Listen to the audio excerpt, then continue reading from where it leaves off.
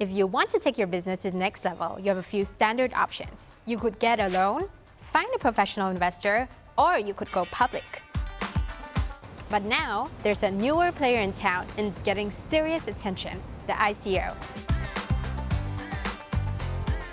An initial coin offering, or ICO, is a new way for companies to raise capital through cryptocurrency. Companies create a digital token or a coin and sell it to investors in exchange for cash or, more likely, cryptocurrencies, usually Ether or Bitcoin.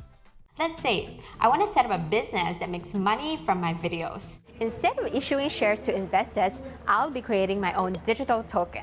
Let's call it XE That's what investors were buying during my highly anticipated ICO. People who buy my digital token can either trade them for other types of crypto or use them on my platform once it's up and running. With XE you gain exclusive access to my videos. XE like most tokens, do not come with any ownership stakes. That allows founders to keep control of their companies. So, how do I convince investors to come on board? The first step is to release a white paper that details my business model. That way, investors can decide if they want to get involved. Simply putting together a white paper isn't enough though. Hundreds of ICOs are launched each month, but you only hear of a few. So if I want my ICO to be a success, I have to go on a marketing blitz to convince people my business is the real deal. Some ICOs have even had celebrity support, including Jamie Foxx and Paris Hilton.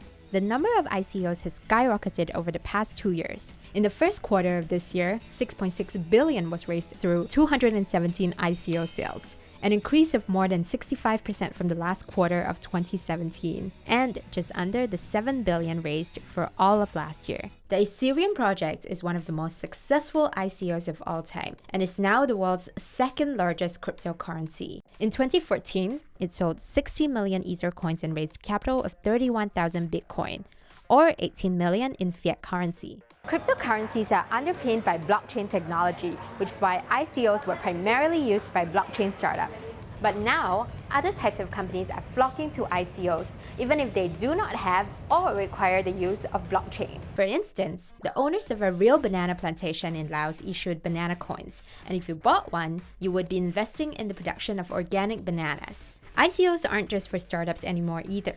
One of the most highly anticipated ICOs was that of messaging platform Telegram, which has 200 million users. It has reportedly raised $1.7 billion for its yet-to-be-built blockchain-based platform. While Telegram tokens were planned for public sale, tokens sold through the initial private sale were in such huge demand that a secondary market emerged. However, as there are no regulations, these sales cannot be controlled. ICOs have made headlines for being banned in China and South Korea, but they're still technically legal in many countries. One country that has emerged as a top ICO hub is Singapore. More than $260 million was raised in Singapore last year, behind the United States and Russia. ICOs are unregulated in most parts of the world, which means that founders don't have to go through the expensive processes and middlemen that public companies have to.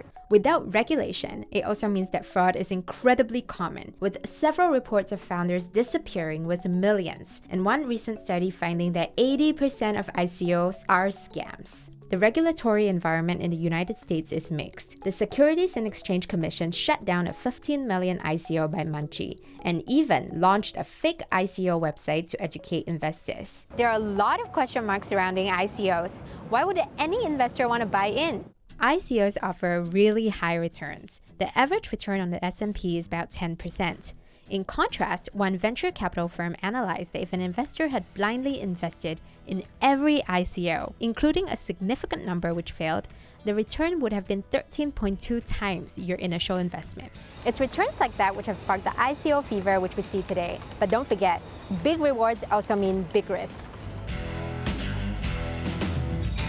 Hi, I'm Xin En. Thanks for watching. If you want to check out more CNBC videos, click here and here. We love getting your suggestions for future videos, so feel free to leave them in the comment section below. Don't forget to subscribe and see you next time.